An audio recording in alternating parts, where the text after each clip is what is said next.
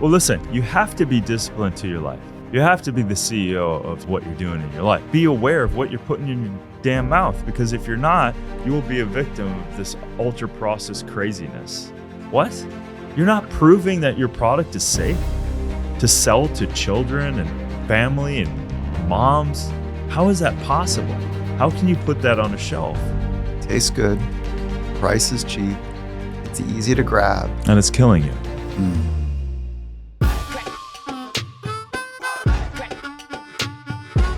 Darin. Hey, man. Yeah, this is great. Like I love how you show up in the world, and I'm so stoked to sit down and have this conversation with you. I could have a lot of conversations with you easily. Yeah. Sure. Cool, man. So let's just start. Yeah. How are you? Like what's going on? How are you doing? Yeah, I'm good. Aside from a dog that's not doing so great acutely, we've had a lot of rain, which is great to see nature explode, which is a great kind of my counterpoint to life, is always checking in with nature. And if nature can be resilient and powerful, so can I, as we are that. So, and I am that. So, I'm good. Like there's a lot of big projects that I'm working on. I think 2003 was maybe a lot of tending of the soil in a certain sense, and planting some seeds, and we're watering. We're starting to see some sprouts of a lot of creation right now, and a couple of TV shows that I'm working on in terms of docuseries, in terms of continuing the mission. And the mission is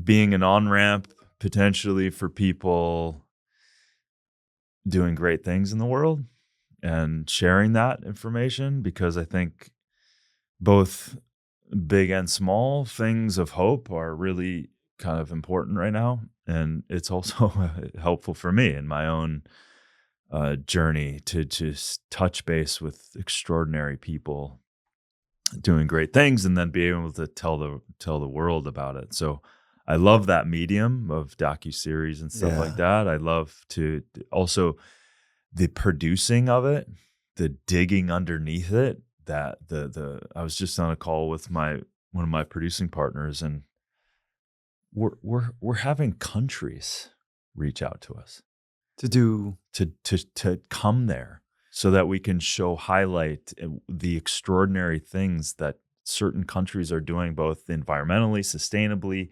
waste, all of these things, these inherent, the world, the schizophrenic world I find myself in always is I cannot see a fatal convenience, either someone doing something or a system in place that is inherently just toxic to the world, i.e. I'm finishing up not fashion, but a clothing documentary with my good friend Jeff Gardner, who's been a plant-dyed fashion designer for 20 years. And we were in a lab on camera testing some garments, and the PFAS and the fluorine gas coming off of these things were like 10 times the legal limit, and the legal limit shouldn't even be legal. is this dangerous for the workers or dangerous for the wearers? Everything, right? So again, like helping him out on this documentary, when I get in front of a camera and I'm on purpose, it allows also the fun side of me to come out, the extroverted side of me. It gives me this license to have the time when I'm serious about subjects, but also to just kind of let it rip and be silly. So in the most concrete way, because you're right. As you're talking, I'm like, oh, he's made a transition to film. Yeah. To telling of stories, to highlighting the good, if you will, pointing out the bad, but highlighting the good. Yeah. And the way I know you is as a applied scientist, like digging into, right, like what's actually happening here, what's actually like digging in from a nutritional health perspective. And But you have made that cross, haven't you? From that part of your life, that chapter in your life, into telling stories. Yeah. Is that fair to say? It's fair to say. And I like, it's funny that you said that, applied scientist, because even in school, chemistry and biology never was that, like, something like physiology and kinesiology, when I could kind of see mechanisms and see a corpse or and understand insertions, and that to me is how I have always thrived in learning. And so when I superfood hunted, I was like, I got to go there. I've got to see it. I've got to feel. And so then when inevitably kind of either products I made or people wanted to know more, cameras would show up, and and I'd realize this part of me would come out, and getting to bring people into the world that they don't know about, and also demystifying some things too, like to get something like a rhodiola from an incredible plant in the mountains of China, is a adaptogenic herb, fairly adaptogenic, doesn't have all the constituents of a true adaptogen. But at 17,000 feet, when you have to run there and see where it is, and then the journey of preserving a compound that is beneficial to a person from a mountaintop, to how to harvest, how to harvest, how to process, how to test, how to put it in a capsule or a pill or a potion or a elixir to preserve the very miracle of nature that is there to serve us, is an extraordinary journey. Did you see what you just did? Did you feel what you just did? Did you feel that? Telling a story? Yeah. So I'm watching you do exactly what you said that you do, right? Totally. So uber concrete is you said, like the applied scientist in physical form, like you're a tangible, sensory infused person. Mm-hmm. So you like the tactile world. Yeah. Interesting enough, I don't see you as being linear in your logic. I see you being almost making intuitive leaps and connections in discrete ways, or not discrete ways, in I'm blanking on the word, where you pull disparate information in. But I don't see you as that linear logic kind of structured, but maybe you are. But I see you in, it's more of a creative logic that you're using, which I don't even know if that's a word, but I'm dancing around the word I'm missing right now. All that being said, is from physical form, then to go hunt these adaptogens and then to tell the story. And it was cool just to see you kind of fold right into that slipstream. Right. It is true. And thank you for being able to be astute enough to kind of pick that apart, because I've creatively led. I instinctually and intuitively lead, and then I back into, like, if I'm creating a product for a company, like for example, Beachbody, and I created Shakeology, and like what is Shakeology? It's a meal replacement shake I created for Beachbody. It was just crush them. I mean, amazing. You really did something. Yeah, it was extraordinary. I was given the basically do what you need to do, and we'll figure out how to sell it. That was the instruction, right? And so you built what years was that? That was early. I started formulating in 2006. Yeah. And it came out in 2008. Yeah. And I'm going to be conservative on this number because I don't want to overdo it, but it's grossed $4 to $5 billion in that. It's impressive in the sense that I can't even understand that number, right? But the catalyst of what Beachbody was able to do is supply that, and then follow it up with 5,000 tests per batch.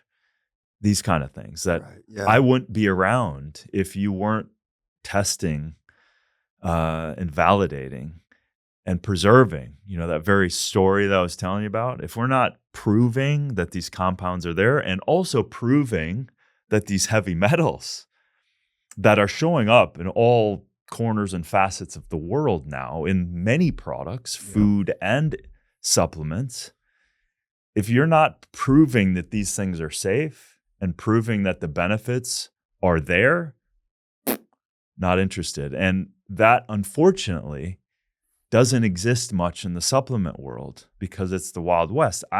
I could, if you told me, Darin, I want a Life Mastery, supplement line. I could call 4 manufacturers. Let's say it's not me. Okay. I could have someone call 4 contract manufacturers. They could find whatever ingredient you want. They could give you some basic certificates of analysis, and you could have a supplement line in a month. Mm-hmm. And your approach is different. Yeah, because I got to know who, where, what, how is that process? Who's growing it? Where is it coming from? What's the chain of custody? Where's the flow from whole ingredient to the constituents that are active, and what's the fatal convenience part of it? Of like, okay, our world has infected our food systems, our botanical systems. With the depth of knowledge base you have and the commitment you have to really understand what is going to help us be better as a species, what are you most concerned about for us? In terms of any specifics with that? Like we could start with nutrition, but we could also get into lifestyle. But like, what are you most concerned? Clearly, I am very concerned about our soil and the way we're growing food of all kinds, right? And to that point, I do know there's some huge changes happening within some big companies, right? Big, the biggest. And the commitment to do that. Meaning they're making favorable changes. Nice. Yeah. And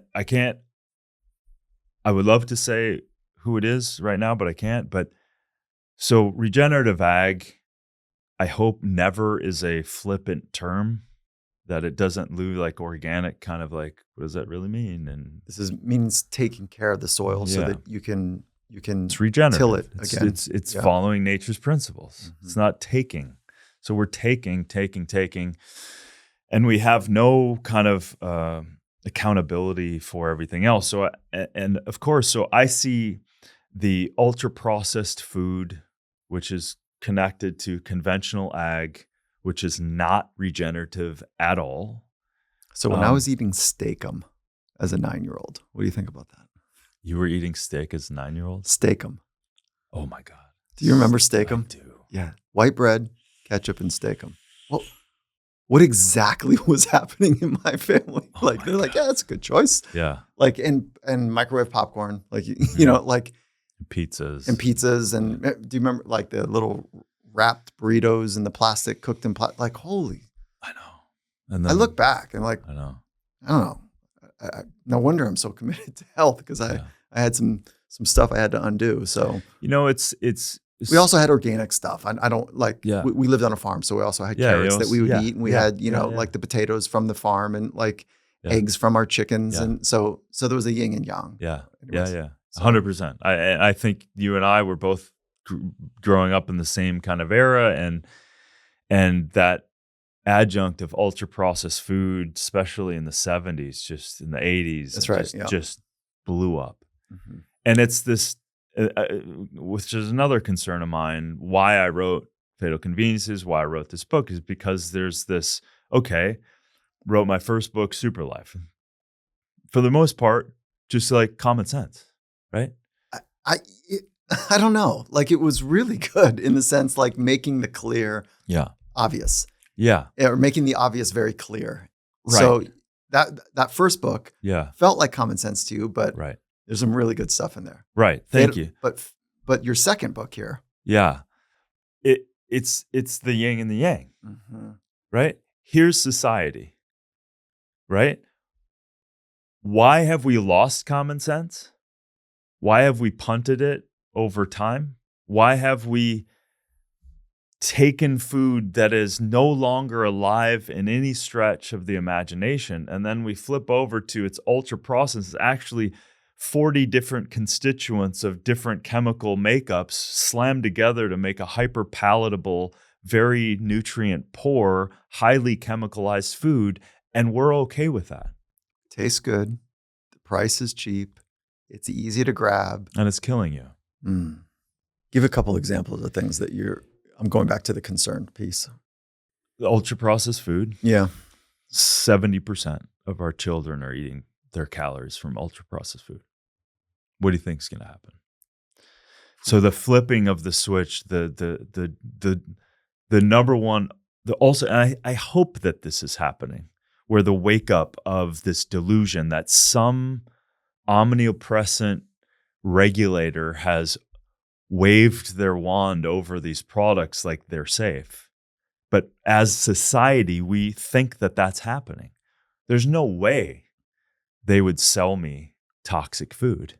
There's no way they would sell me ultra-processed food that is harming and potentially chemicalizing my children. So who's been bought? Somebody's been bought, because some of the chemicals that we allow here in the great state of the United States of America, they would never allow in France or Italy or whatever. Like those, even the big brands, the General Mills and the those big brands have different SKUs. Basically, I'm not sure I'm using the right language, but different. It looks like the same brand that they're selling, but it's a different product completely. Yeah, it's a different ingredient list. Because it's health. Those countries have said, you're not putting that crap in our food. Yeah, they're at class 1, 2 carcinogen. Red dye, this, that, and the other. Yeah. Gatorade, red dye 40 connected to ADD, ADHD, hyperactivity. Like, how about it? What? Yeah. First of all, you're not even starting at fructose as a problem. Exactly. But you would start there as a base. Well, I would start anywhere where you're taking a chemicalized isolation of something. What does that mean? Like fructose. The coca plant to cocaine? It's a great example. Right. Yeah, right. Well, the process that it took to get there too is incredibly gnarly. But like our parents, THC, I don't know why I'm on the drug thing. THC was like 5%, and now it's like, what is it now, guys? Like, I don't smoke, so it's like 95% or something, or 50%, whatever it is. It's like 5x. Please put that in. Please help us know what those numbers are. But there's that chemicalized, processized approach, and that's what you're pointing to. Yeah, I mean that obviously we're extracting compounds. We're taking whole foods. Where you make tea, you put hot water, you put tea in a tea bag, and it extracts compounds. So there's a place in the natural world where that is absolutely, and then science is getting better and better. But what we're doing in the chemicalized world, 60 to 80,000 chemicals released in us and around us and through us and our products every year. Of that, not even 10% are tested. And when they're tested, they're only tested acutely for the parameters that they're setting. They're never tested as they interact with one another. Oh, that's interesting. Nothing doesn't exist. And so all these products hide behind plausible deniability, because if they don't test the safety first, they don't know that it's harmful. What? You're not proving that your product is safe to sell to children and family and moms? How is that possible? How can you put that on a shelf? How is it that 70% of the children's food, 60% of the adults, is ultra-processed food that's sprinting them towards heart disease, diabetes, on and on? This scares the shit out of me. Underneath it all, dude, is what scares me. Yeah. Underneath it all is that there's an apathy and this blaring conflict of interest that exists in our capitalistic world. It's interesting you go to apathy, because I go to something a little bit more sinister, which is they've been bought. Well, that for sure, but the apathy in terms of our population. Oh, so right? Our population's like, it's okay. It's got a stamp. It's got to be okay. Yeah. Is it USD? What is it? USDA or USDA or whatever. If it's a food, yeah. Yeah. Like these big brands, because they have smiley faces on them, they can't be hurting us. Right. And when I say it, it sounds like I'm being, I don't know, reductive in the simplicity of it. But marketing geniuses are geniuses for a reason. Yeah. You know, like they can tell a story without people looking. What's the movie? Don't Look Up. Oh yeah. Yeah, right. It's like Exactly. that's kind of what's happening. So, exactly. all right. When I read your stuff, I go, man, like, what am I supposed to do here? Right. And I am full on committed in my life towards health Mm-hmm. from a psychological, physiological, physical, spiritual, social. Like, I'm full on committed to it. All right. So I want to go through the chapters of your book, Fatal Conveniences. Yeah. And I want to encourage, you to go pick it up and grab one right now. But chapter 1, the dark side of convenience. So let's just hit the word convenience right on its head right now. This is kind of what we're talking about, but can you pull on that thread just a little bit more? Yeah. Yeah. So, I mean, listen, we all like convenience. That's moved society forward. Great example is a wheel, right? Instead of dragging around stuff, we created a wheel and it rolls, right? And of course, the first phone, remember we dialed? Incredible, right? Now we have a phone and a computer that lives on us. All of these things are great conveniences. Shampoo, toothpaste, like listen, on-demand water. We have on-demand water. We go to our faucet, we turn it on. Water is coming out in your house. Like, it's incredible. 2 billion people on the planet, by the way, don't have access and haven't even seen what clean water looks like. So just sit with that for a second. So for us to be able to turn on water and have it, incredible, right? But there's a rub as we've progressed so fast that, take the cell phone, for example. There is stress responses going on in your biological body when you have electromagnetic fields slammed to your head, right? And you can think it's woo-woo. There's over 1,000 studies that's showing that there's free radical oxygen species opening up the blood-brain barrier, fertility going down with, again, this is proximation over time in terms of just the cell phone. So the phone is so amazing.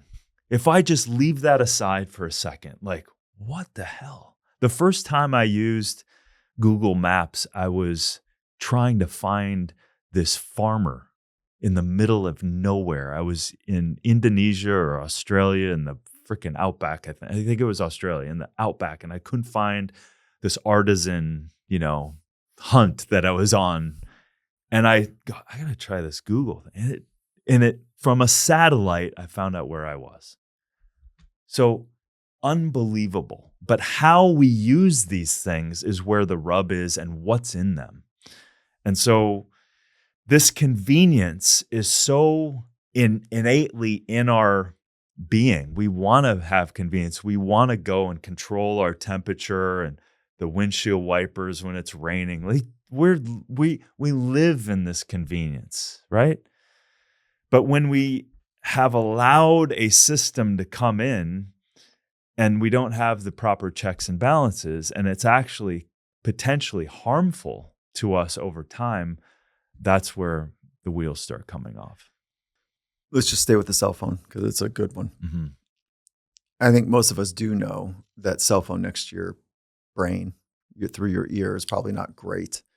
But then we've got headphones, that we're wearing that with Bluetooth and EMF frequencies there. So what are you doing with your phone? Great question. So distance.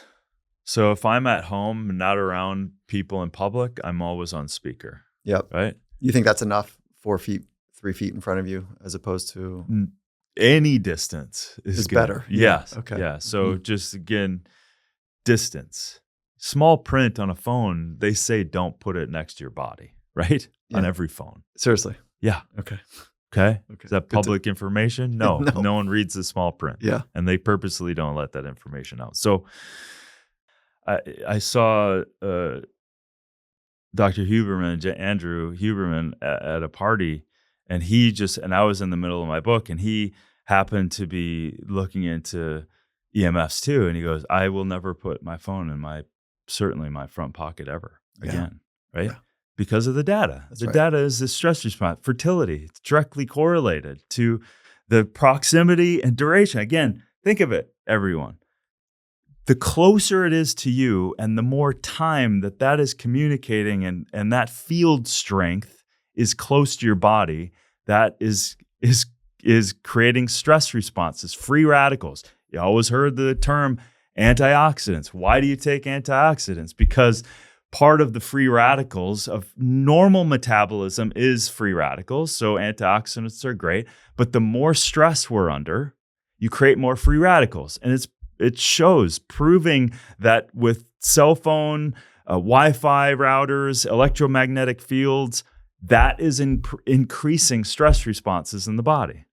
So Increasing the free radicals. Requiring a counter rotation to increase the antioxidants. Yeah. So let's pivot on that, which is what are your best practices to create a response to the free radical, to the stress response? What do you go to nutrition, lifestyle, psychology? What are some of your best practices there? For a cell phone, for example? No, just in general. So we've got all of these mechanisms that are taking place where we're in the fight of our life. Yeah. Okay. And now you and I are drilling right down. The fight of our life is expressed by free radicals. Yes. Whether you've got a Zen approach to life or you've got an anxious approach to life, we still are fighting against the external environment. Yes. For gravity still wins. That's right. Yeah. And we're trying to minimize free radicals. Yeah. Right. Mm-hmm. Okay. So and again, the rotation away from working with free radicals. Oxidation. Right. Okay. So what do you go to? Well, so distance yourself from free radicals. So if you know that you're generating free radicals, do your best to not generate them. And that could be food, could be the Wi-Fi routers, could be stress response, could be an argument that you had with your spouse. Like, deal with that level of stress in your life, right? So that's number one. Distance yourself, create distance from the stressors, right? Okay, interesting. Okay, yep. Number two is I'll definitely go to mindset, right? You definitely got to be quiet, shut up, go inside, turn things off so you can turn inward, right? And so you have a better lens of less reactive living. I think if there's a freaking pandemic in the world, it's everyone. Look around. Everyone's reacting to their life. Very, very, very few people are creating their life.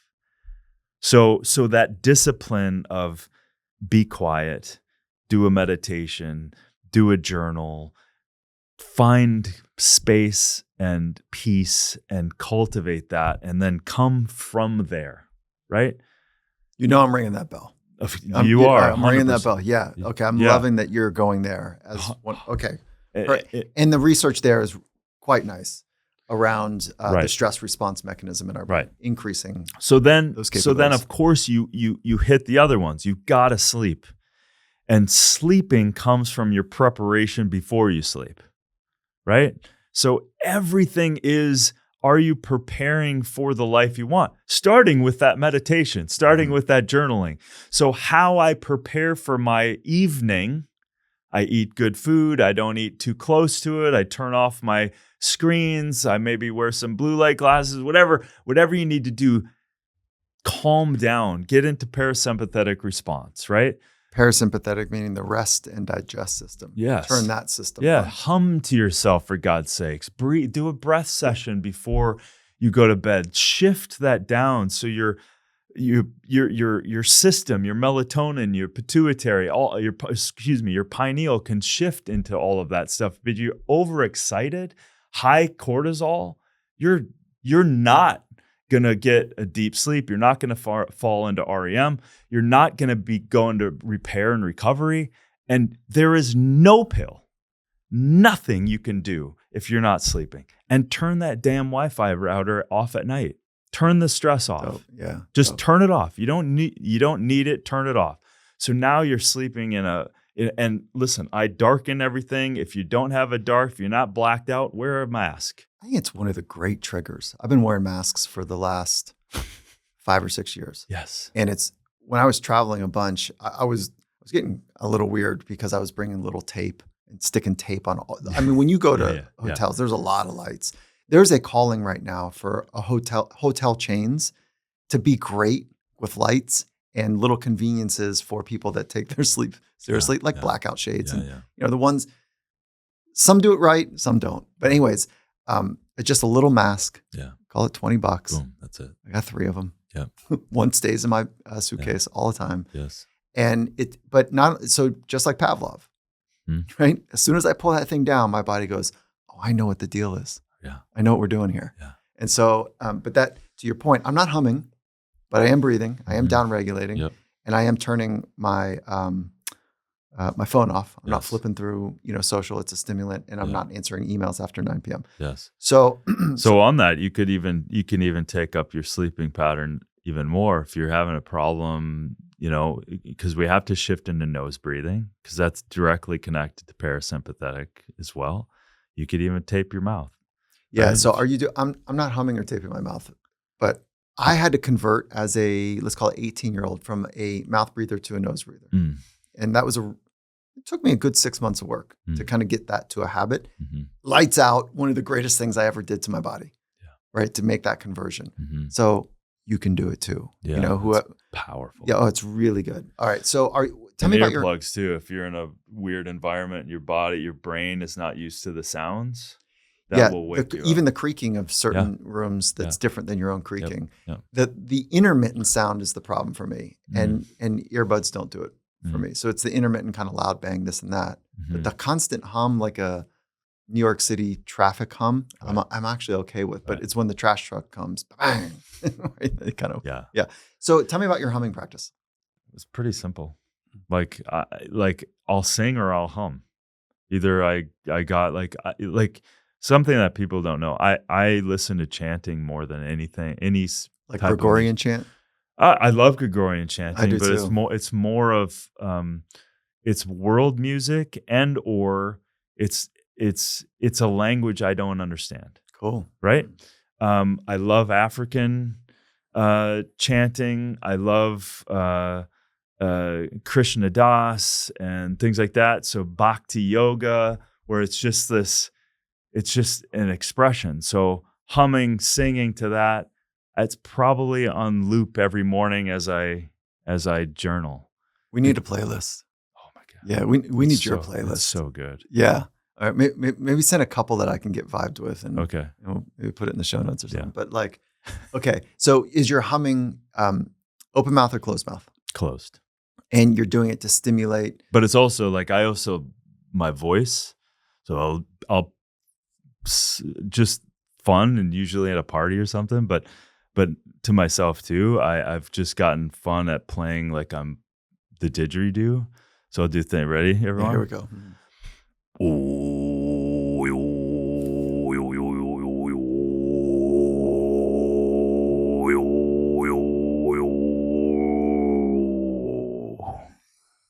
Yeah, that's so good. Just that alone, you can feel. Which is a long exhale as well. Yes, mechanically, you just did like an 8-second exhale or 10-second exhale. And so I'd love to hear your voice in like a Zen temple. You're right. It's good. Yeah. It's fun. Yeah, good. Okay, so is your humming practice, is it short? Is it short? 20 seconds? Yeah. Or is it like 20 minutes? It depends. No. Sometimes I'll get some anger out too. So sometimes if I'm holding something, like just the other day, I realized something. I was like, it was just sitting here as I was like next to me. I could feel the energy. I was pissed off about something. I was angry. It was raining. I was in the yurt and the house wasn't moving fast enough. So I had to turn into that. And I think that's big fatal convenience. People don't look at their stuff and create the space to look at it. Go, what is this? I could easily pretend I know what it is in my mind. But until I stopped and looked at it, so I did a little. Luckily I'm in the woods, so I just kind of let out a little like aggressive primal scream, and then that unlocked this journal stuff, and then I had access to all of this insight that I didn't have access to before until I turned into it. And these things sometimes are scary. You don't want to look at it. Why for you? It's a pain in the ass. It's like I love the simplicity of that. Yeah, Yes. I've got shit to do. Yeah. Right? I've got 30 minutes to do my thing. I'm kind of automated, right? And instead of going through the process, and I could easily, I meditated today, I journaled, but something was there. And I so easily could have blown it off. And we all do this. It's there and we don't acknowledge and we just continue. And I turned into it. I let this out. I started journaling about it. And then I had this group workshop that I was finishing after 3 weeks. So I had to kind of do this talk. Oh my God, the stuff coming out of me was so powerful and they felt it. And I'm like, I wouldn't have been that person if I was holding on to something that so easily I didn't want to initially look at. That's cool. This is the power. And I know you I love this shit too. And you and I can talk about this all the time. There is so much power. There's so much possibility in looking at pain, looking at uncomfortable, looking at fear. The biggest antidote of all fear is turning and staring at it. Just turning right around and staring at it. It will be a bully in your life until you turn around and slap the shit out of it. Go, what do you want? Seriously, what do you fucking want? And then give it space and open up. And that's kind of like, for me, I get that kind of charge, that kind of my old football self comes up like, God damn it. And then I'm like, I'm done with this shit. What is this? Right? So that's kind of like, I think, a very, very important superpower, but you can only really get there if you cultivate, I think, time. Because if you don't have the time to look at these sometimes annoying little awarenesses, they will create a disease.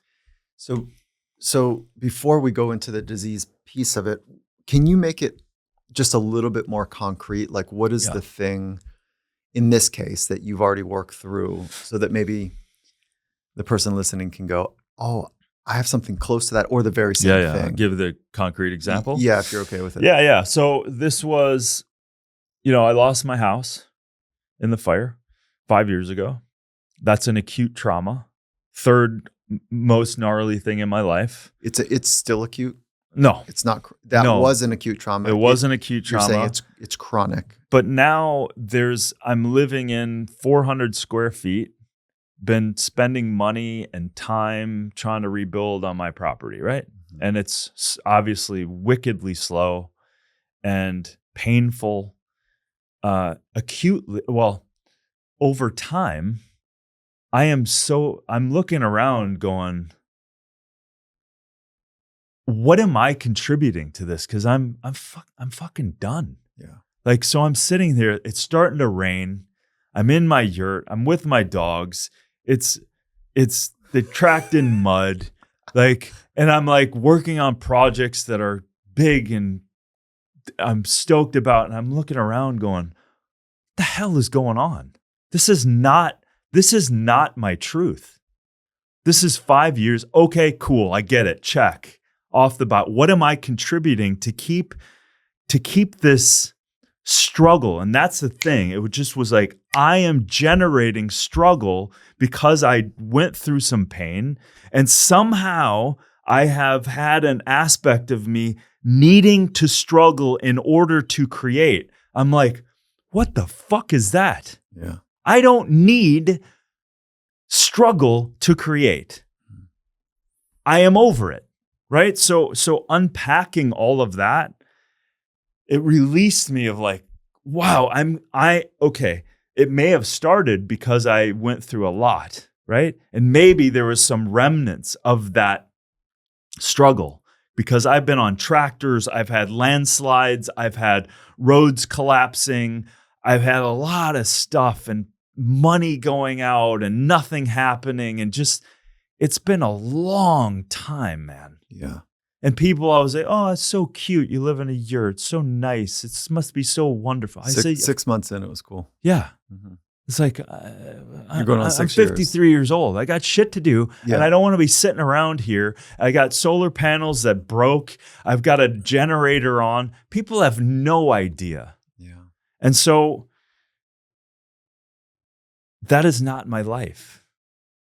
It is an aspect. I'm grateful for it. And so I am now in the middle of extracting and squeezing that rag and getting out the drops of whatever it is that I feel like I'm contributing to from that injury of that event. Well, the easy narrative, and I'm sure you've examined this, is that because of that acute trauma, you've reorganized your life in such a way to not be re-traumatized again. Yeah. And going back in the house actually does create, whether it's a new house, does create a reorientation back to the same setting that was commingling with the trauma. So if you could stay in the yurt, you don't have your house burned down again, is the safest way of thinking it. Yeah. And that it intellectually, you are way too smart to be trapped by that. Right. But down at deeper levels, it's like, well, once I actually get in there, and maybe the whole rubric is like, I'm going to have every corner in the house be perfect. And I'm going to go to the nth degree to make sure that this is a palace that is EMF free and organic to the nines. Yeah. And then it's going to be so quote unquote perfect that once I go in, it'll be right. Right. And you're laughing because there's probably some narrative in there. But have you dealt with that first trauma? You know, like where you are like, yeah, I've worked through that trauma. I feel like I have. Yeah. So now it's just like to your point, the remnants of need to take the next step. And and pieces are coming together, but it's like I have to always in my life, I have to understand my piece of this. My contributing factor of my scenario. Mm-hmm. Right? So what am I energetically, physically, mentally contributing to keeping me, call it stuck, right? And like I can no longer afford to allow myself to be stuck in these ways. I love this, Darin, because I think I recognize that in me too. I recognize, and knock on wood, things were really good in my life. Mm. And at the same time, I have not expressed from the abundance that I would like to. Right. So I think that many of us can feel exactly what you brought us into is like, what am I doing? Actually, I don't think that most people go, what am I doing? But we're going back to what's wrong externally and not how am I contributing internally. But that idea that there's so much more to go, to give, to grow, and not feel like the great fear is like, I haven't done my time right. Mm-hmm. It's not dying. Mm-hmm. It's not spending my time correctly. Yeah. And how do you work with that? I struggle too. Like I say yes too much. I waste time. I was just in this, because kind of off of that, I've had this edge, which I like. It's almost like my game face is on. Yeah. Like, and it hasn't been on in a certain, like, where have I been? Like, and like, we're about to play. And I now I'm like, I'm ready. And so that's cool. Yeah. So even having this meeting, which I loved, it was like a medicinal mushroom pet company, which I freaking love. Medicinal mushroom pet company. So of course, this is dog food. Yeah. Yeah. My dog, like they make chaga for dogs, and like my dog's name is Chaga. Like, but they come from the lab space. They tested everybody's, and they splintered off. It's this Japanese family, and they're like, not like, I love it. The benefits of chaga being, so it's the king. It's the king of medicinal mushrooms. It's one of the adaptogens. It's been used in the Ming Dynasty, the Vikings, and again, it's this modulator, right? Helps the immune system, helps you recover. Like incredible medicinal mushroom, and it's weird because it doesn't look like a mushroom, right? Comes off the often an injured birch tree, Mm. right? And the coloring of it looks like my dog, which is why I named him. Is it? It's not blue. No. That's an oyster mushroom. Never mind. Yeah. Yeah. No, this is like if you could walk past it and think it was like this kind of dark part of the birch tree, but you crack it open, it's this deep orange red underneath it. Oh, very cool. Yeah. Okay. So so anyway, I have this kind of edge to me when I had this meeting set up and I had all these other things that I do, but it was disrupting my day. And I'm like, what am I doing? I already met with them. And the point is that I was inefficient at my time. And it was bugging me more because I was now had my game face on. Now I was aware. Now I have a sense of a different urgency. And it's just, it's, I don't know, man. I don't like you have like Rob Dyrdek, right? So Rob is like, I love Rob, but he's got like this control of his time. Like I heard he's so optimized. I've read that he is incredibly optimized down to the minute. You should have him on. You'd be fascinated because he's like, I gain a lot of stuff from him. Like I love what he's doing. He's a master at it. And he cracked a business model that is unbelievable. Like, honestly, exactly. From a skate rat to like a legit business. Legit. Yeah. Like, good on Rob. Yeah. I'd love to have him at some point. He's pretty special. Yeah. He's a special dude. Love that guy. And so I need to be more discerning as to my yeses and nos, as to my time, and punt that off to my team. And the other thing I was doing, I was using AI to cultivate the criteria for onboarding, because I launched this new marketplace where I'm vetting companies and only allow the vetted companies of the antidote for fatal conveniences into that.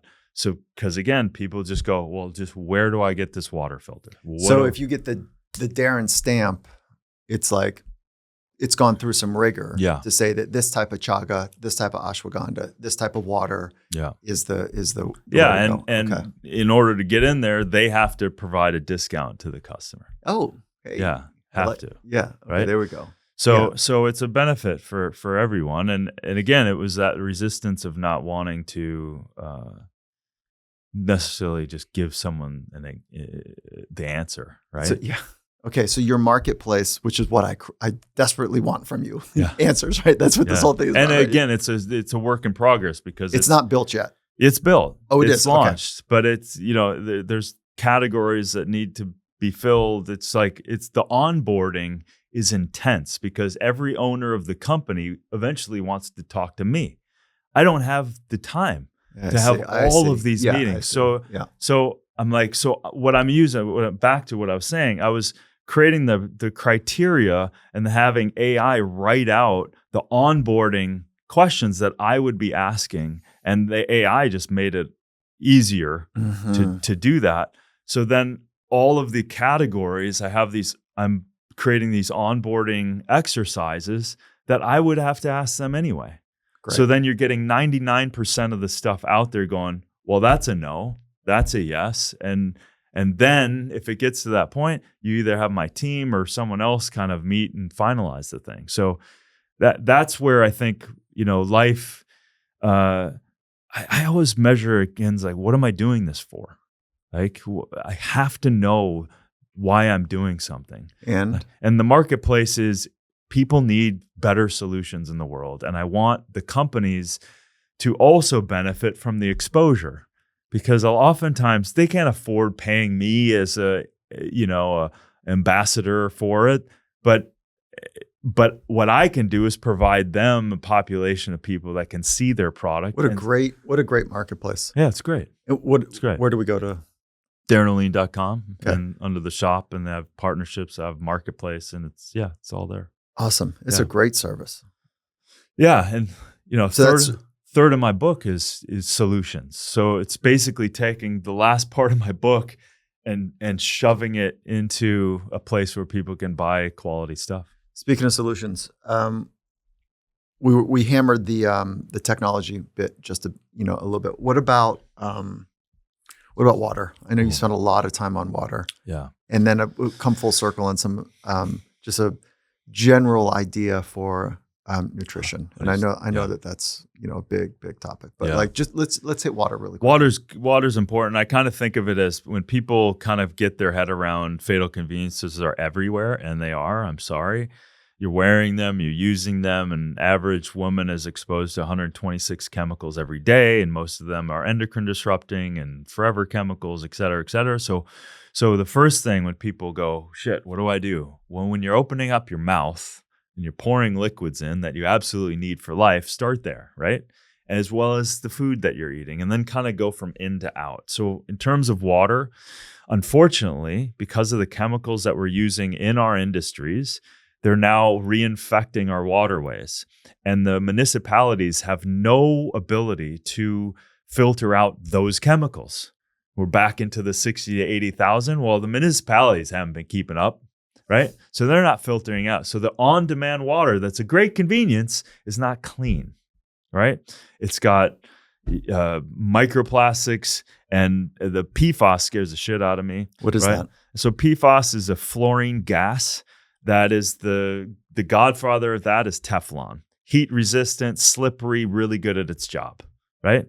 PFAS is one of the scariest things that we're playing around with today in the chemical world, right? So this is on paper. When paper is slippery, it probably has PFAS on it. Is that like receipts? Is that why receipts, it's been suggested? But regular paper as well. You're talking fire retardants. You're talking clothing. You're talking underwear. You're talking baby bibs that are easy to wipe off. You're talking waterproof anything. You're talking about mascara, lipstick. You're putting this stuff off. When you see things like wrinkle-free and waterproof, those are indicators of like what chemical makeup, pun intended, is there in order for that to exist, right? And is it on the label PFAS? Nothing. Oh, good. It doesn't exist on the label. So PFAS shows up. So now 50%, 48%, it's probably closer, but 48% of Americans are being infected with PFAS from their water.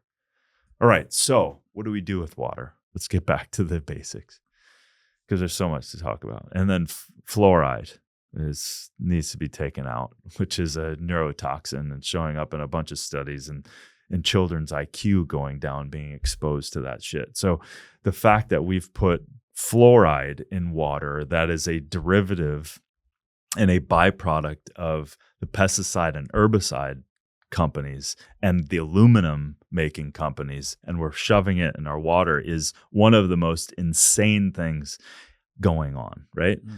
We've got to filter this out. What do? Distillation or reverse osmosis, right? So RO system, strip it out.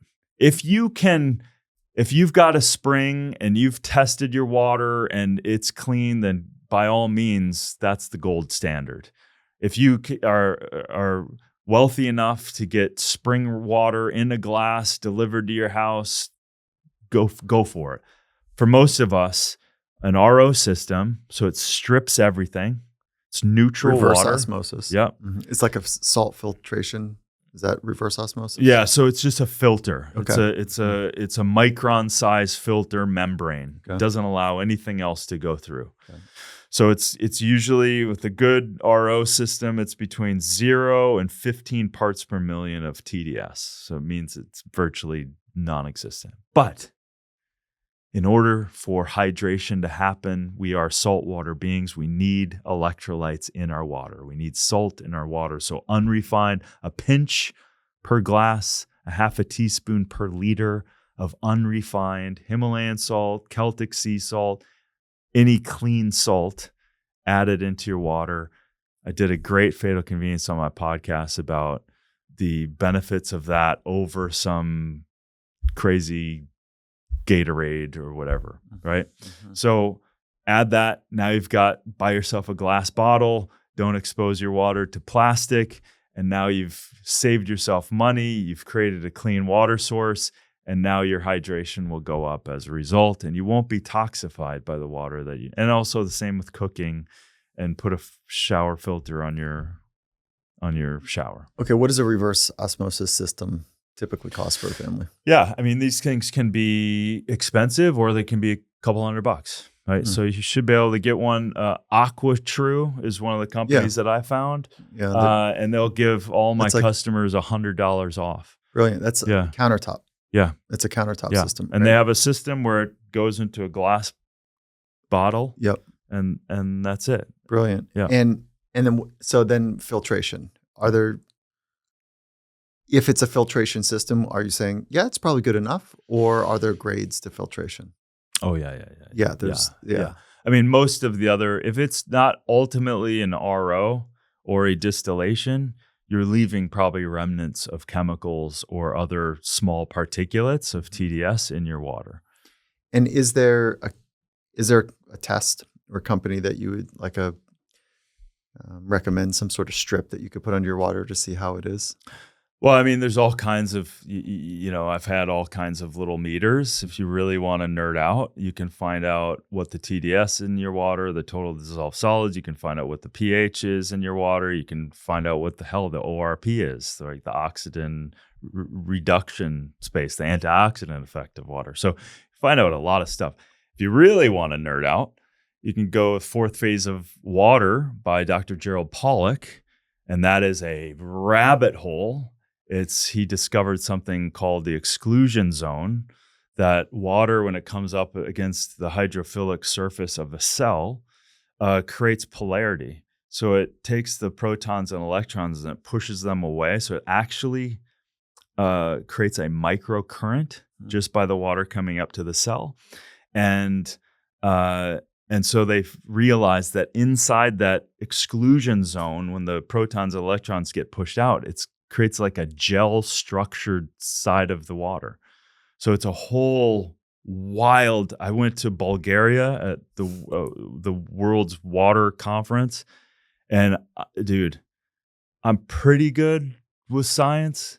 I had no idea what these guys were talking. Like the research, the conclusions, the research around water is just extraordinary. But bottom line is, you gotta create clean water. You have to the nuts and bolts. You have to get rid of the chemical exposure and increase the electrolytes of the water.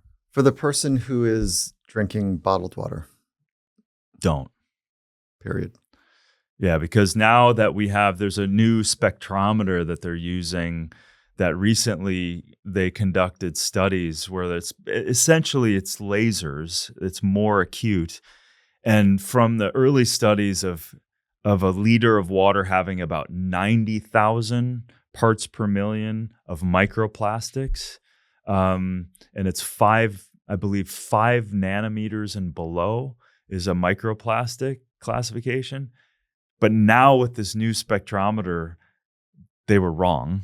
So so now that we have more sensitivity, they realize on average, a liter of water in a plastic bottle has on average 240,000 bits of microplastic. And there's other research. Which it just tears up the gut. It's like, this is not, and it doesn't leave the system. Very, very hard to leave the system. It's even showing up in heart tissue. Oh my goodness. Yeah.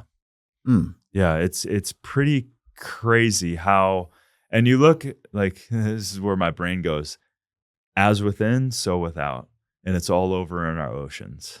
Oh yeah. Right? Mm-hmm. So the same systems are going on. The same system, this very system, that was like the bell went off so profoundly. It was like, oh, if we hurt our microsystem, just by the mere fact of how it was created, is inherently hurting the macro system of the environment. So to be an environmentalist is to avoid fatal conveniences. Very cool. Yeah. What a great little summary there. Oh. Yeah. And so if you do need to have water on the go and you don't have access to a filtration system, you're staying at a hotel, is there a brand that you feel comfortable talking about that is a choice for you? Yeah, I mean, if you can find, there's all kinds of, any bottled water would be great. Meaning glass bottles? Glass bottles. Yeah. Mountain Spring seems to be the most that's the one around, right? find easiest to Yeah, go to. so it seems to be around the most. There used to be this Nordic one. What was the name of it? But then for some reason, they probably got bought out and they switched it to plastic. And I was like, What are you whoopsie. doing? Yeah. Um, Yeah. There's an Austrian company. I forget the name. Hallstrom. They're going to kill me. Hallstrom.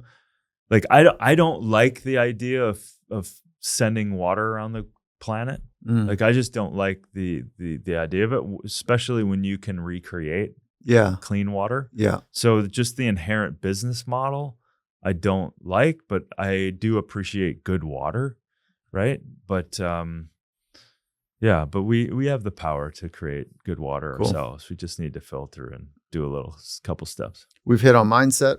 We've hit on sleep. Yeah. We've hit on hydration. Yeah. And then if there's just a handful of guidance on nutrition before we wrap it up, that you would say to do well in life. If you can, grow your own food, anything, even an herb, even a mint leaf. If you can grow anything, it creates a connection that I think is a cool answer. Yeah. What a really cool answer. We've got a little herb garden in our backyard that it's a cool answer. Yeah. And you can also take it up. You want to create one of the greatest superfoods ever on your countertop. Yeah. You want to? You ready? Ready. Sprouts. Come on. Yeah. Yeah. So I invested, full disclosure, I invested because I believe in it. I've sprouted most of my life. My buddy Doug Evans made the sprouting company. Doug is a madman. I love Doug. He's a force of nature. Oh yeah. So you went on his new venture. Yep. Because he was into juice and vegetables for a while, and now we went into seeds, I think, right? So seeds and sprouting. So we've developed these sprouting kits and certified and tested our seeds for the highest amount of, for example, our broccoli seeds will have the highest amount of glucoraphanins, which will then, when you macerate, it increases and turns on the most sulforaphane. How often do you macerate? That's a good one. You couldn't resist. You couldn't resist. I couldn't, or you couldn't. Yeah, right. Yeah. All right. So sprouts, you can sprout your own and have a salad in 5 to 7 days. And there's a little garden of power on your countertop. Where do we point people to go get some of those sprouts? The Sprouting Company. Okay, and then you can just get those packets and get some seeds. And if you had a little space, like I have a small little space, and we're just doing like rosemary and that kind of indigenous type of flower or plant. But so I could just do that there. Yeah. Is that? Yeah. Okay. And if you have lawn, grow something rather than grass. 47 million acres of lawn in the United States. If we used half of it, we would pretty much end any food scarcity, right? Very cool. Yeah. Mm-hmm. Okay, so that can be a great place to just start. Keep it simple. Yeah. Yeah. Look, I appreciate you. Thank you. Yeah, man. And then before we go, we got to get some Baruka nuts. Yes. You know, like it is, I enjoy nuts. I don't know if nuts are good for my gut or not. I don't know how hard they are. Oh my God. But I eat a lot, you know, handfuls throughout the day. Yeah. And Baruka is a go-to. It sounds like it is an infomercial, but I didn't know that you were the founder of it for a long time. And I felt like I had this little wonderful secret, you know, like I share it with everyone I know, just how good it is. And it was really fun to know that you're the founder of it. Amazing. And so is it barukas.com or like what is the website? Yeah, there? barukas.com. BARUKAS. Yeah. And is it the highest nut in fiber? Yeah, it turns out. Yeah. Turns out. Lower in fat than most. Lower in fat calories, complete proteins. Complete protein. What is a complete? All the amino acids. Is it 11? Yeah. 11 amino acids? Yeah. All 11 are in there? Yep. Do you take aminos? Do you supplement with aminos? No. You don't? No. Because of your barukas? My barukas and my wide colored, eating pattern of plants. Are you intermittent fasting? Yeah. Yeah. I mean, I always have. Like it's now I'll say yes to the term, but I eat 2 meals a day. Mm-hmm. So I eat an early dinner done by 6. I eat again at 10 a.m. Yeah, I'm kind of, and you're built like a brick house. So how big are those meals? Like, are you getting 3,000 calories in those 2 meals? No, How many calories? 22 maybe. 2,200? Yeah. So I'll have like a Flintstone size smoothie bowl with like an insane amount of fruit, right? And I'll have like Shakeology or some other boosts, and I'll have tons of Barukas, and have 3 bananas and 5 dates and 2 cups of wild blueberry. 3 bananas? Oh yeah. Apple, like all of it. Yeah. Okay. All right. Yeah. And one of my favorite greens is a raw living spirulina. So a frozen spirulina. I'll throw that in. Yeah. One of the greatest foods I ever. love spirulina. It tastes like I need to swallow it quickly. Like I Yeah, don't. but the I don't- powder that you're missing out on Oh. all of the constitutions. So and the don't do powder. You're saying? Well, it's not that don't do it. You're just not getting it all. There's vitamin B6, B12 in raw spirulina even. I don't even know how to get raw spirulina. Yeah, you can order it. Yeah, from There's a New Farmer is one, okay. and then another company called literally Raw Living Spirulina. So it looks like a plant. No, it's like a paste of frozen powder. So you get it, it's frozen. You put one in your fridge, it unfreezes, and you take a scoop every day, Okay, cool. if not more. All right, I'm on it. And then what else is in this massive fruit salad? Yeah, This sounds like an insulin. This sounds like a diabetes best friend or worst nightmare. well. If you're already compromised, almost anything's going to hurt you. But for me, no. Yeah. Whole fruit, no. Yeah. Whole Okay. fruit is not the problem with diabetes. Eat your fruit. Whole fruit is not the problem with diabetes, right? Okay. If I'm sucking down an isolated fructose strip, Yeah. Right. Yeah. and then taking some weird ass smoothie from the grocery store Right. in a plastic bottle, like those are diabetic bombs. That's not, Right, that's okay. not what this That's not is. what you're doing. This Okay. is whole fruit, Yeah. right? And every day, man. And then my What about the protein in that meal? that will be the Barukas. Mm-hmm. That will be IE. There's protein in everything, even fruit. What does IE mean? I mean, In other example. words? In other no, words, an there's example. there's Protein in grapes. Exactly. Yeah. Right. There's protein in grapes. Yeah. It's the greatest source of protein. No, it is not. I'm But just there's kidding. protein in everything. Just kidding. Yeah. So Barukas and Shakeology. It's got protein in it. Got so it. that's Okay. that's the morning, and then at night it's a massive salad of some One scoop of Shakeology. Yeah. That's what Yeah. that you just kind of put that on top. Mm-hmm. Yeah. Mix it and in. it mixes just fine. Yeah. Yeah. And then a massive, I had a bowl of potatoes, sweet potatoes. I had a huge salad. I had tempeh. wait, I had, So you're vegan. I didn't know that. yeah. I did not know you're vegan. Yeah. What do you 15 years. what is your counter rotation to people that are like, just eat raw meat? The exact opposite. It's ridiculous. It's the stupidest thing I've ever heard. I don't have an argument. I have no interest. I'm not going to have an argument with that. Good luck. There's no long-term data. In fact, there's zero long-term data of your longevity status. And so these people are you're putting yourself in a horrible position from probably in ketosis. It's a survival mechanism of your body. It makes no biological sense. What to about me. for athletes? Do you point to being a vegan for athletes, or would you? I mean, again, you're dealing with a biological individual, so I wouldn't. There was 2 at the Seattle Seahawks that were full vegan, and it kind of freaked folks out, like on the nutrition side of things, like can they? And they did a great job. They were uber disciplined. Yeah. They nailed it. Yeah. So- Listen, you have to be disciplined to your life. You have to be the CEO of what you're doing in your life. So if you say, "Oh my God, I couldn't be that strict," it's like, no, that's just be aware of what you're putting in your damn mouth. Because if you're not, you will be a victim of this ultra processed craziness that is hurting people anyway. So that's the majority of the people. So yeah, you got to be aware of it. But the amount of energy I give to what I eat is virtually nothing, because it's all automated.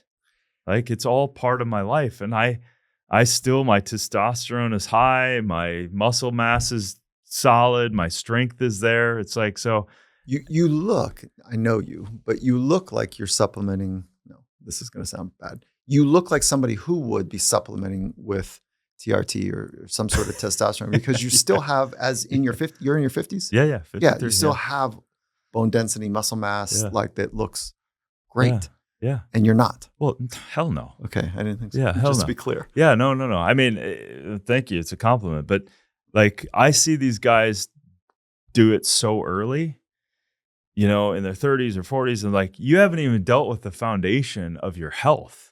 Yeah. And when you haven't dealt with that, like, I can play with Yohimbe or rhodiola or optimize my adaptogens. Like, let that do its thing first with my sleep, with my hydration, with my exercise of staying away from the endocrine disruptors of plastic on my balls, of normal underwear, of formaldehyde coming out of my fucking clothes from the azo dyes. Like, all of that stuff with EMFs, with your EMF in your head, with your Bluetooth on your pocket, you're destroying your endocrine system. You're destroying your testosterone. So I have optimized my life to minimize all of that stuff. Well, what happens when you give yourself what nature is? You know what to do. Your body knows what to do. And so then if I need to adjust here and there, I can go on to an herb and let the herb do its magic. That's what's up. And still kick some ass, Yeah. How do you support folks that, when I go into the grocery store and there's grapes, okay? We go back to grapes. There's the organics and then there's the normal kind of whatever. Yeah. It's expensive. Yeah. Like, it's expensive. So how do you guide folks that are lower economic status, that, that making that choice is absurd? That for folks that are in communities that don't always have the resources to be able to choose the organic options. Yeah. Well, I think number one, the system's broken. The fact that we've subsidized the wrong food is a crime. We're subsidizing fast food to shove into the faces and to make that available for people when it's dangerous for them to do it. So we should subsidize. If I was a Surgeon General, we'd subsidize whole food. We'd subsidize clean food. We'd subsidize regenerative. We follow nature. Nature is so abundant. You plant one seed, what do you get? You get a tree. You get fruit. You get 7,000 seeds from that one seed. That's abundance. This is not out of the world of abundance. But if you eat this chemicalized manufactured food, you will be sorry. So what do I say to them? Do the cheap things. For 25 cents, you can sprout. Create your own salad, right? Buy a bunch of mason jars, get the sprouts, and have a bunch of those going. You have a salad every day of the week, right? Boom. What? Can't afford $1.25, right? So all of a sudden you've freed that up. We have to be creative. And yes, I get it. Okay, if there's organic and you're sitting there, I'm like, I gotta have grapes. Wash those damn things because they're part of the dirty dozen. They're a bunch of exposed, conventional grown pesticides. So you can minimize some of that exposure of herbicides, pesticides, larvicides by washing. An easy wash is sodium bicarbonate and organic vinegar. So soak all of that stuff, and that gets rid of most of the chemicals. Rinse and then eat them. Is that baking soda? Baking soda. Baking soda and some vinegar. Yeah. Put it in a bowl. How much are we talking about? It doesn't matter. It's Just like get a some of that tablespoon in of there. each. Wash it around. Yeah. You Let it sit for at least 5 minutes. Oh, it's 5 minutes. Yeah. So you'll put your fruit in those things? Yeah. Fruit, So vegetables, salads. Strawberries are sitting there and you just drop them in that? Yep. Oh, good to know. Yeah. You said white vinegar. Yeah, organic white vinegar. If I ran out, I use my apple cider vinegar too. Oh, Doesn't you do? matter. Yeah. Yeah. So Yeah. you get rid of a lot of the exposure on the outside of the pesticides and herbicides. Do you take apple cider vinegar Yeah. on a regular basis? Yeah. Yeah. In the morning usually. Sometimes I'll do a shot of like a sodium bicarbonate and apple cider vinegar. You put baking soda in. Yeah. For what reason? Well, it's a nice, like, if you need a little colon cleanse. Oh, it does. Yeah. Yeah, good to know. Yeah. You know, If I get exposed to something and my gut's off, like, I'll just that'll clean. clean it out. Oh, good to know. Come on, man. I've traveled, like, literally, when I've traveled around the world and all of a sudden you're like, oh, I just ate something that's not good, like, or I'm constipated, which doesn't happen often, but that'll That'll flush it. Sodium bicarbonate. See ya. Literally. 20 minutes. Oh, turmeric is like, I love turmeric. Yeah. It doesn't have that response to me, but I'm probably consuming as much turmeric as you would hope I would. Like, so I'm on the turmeric for anti-inflammatories and yeah. Listen, I love it. Be interesting if there was like a TV show that just followed you around. How about it? That'd be interesting. You've got a couple of them. What are some shows that you'd like people to see? That I like, Down to Earth. If you haven't seen it, check it out. My buddy Jason, I don't know, I know him too well, and I know the team, but Jason Momoa just came out with the show On the Roam, where he traveled around with You and Jason did it? I didn't know. I didn't do okay. it. He went to a bunch of his artisan friends and stuff, and cool. from motorcycles. It's really cool in the sense you don't have to love necessarily what he's doing, but the characters and the people you can relate to, and which is really what I love to see in terms of, and I think that's part of what people loved about Down to Earth too. It's like you get to know like these cool people that are doing good things, and yeah, it's a fun show. It's great. Yeah. Thank you for leading from the front, from absolutely being organic with your approach to life. There's a lot of cheesiness and all that. But listen, I really appreciate how you show up in the world. That's kind of how I started. And so thank you. Thanks, man. Yeah, I appreciate it. Yeah, super fun.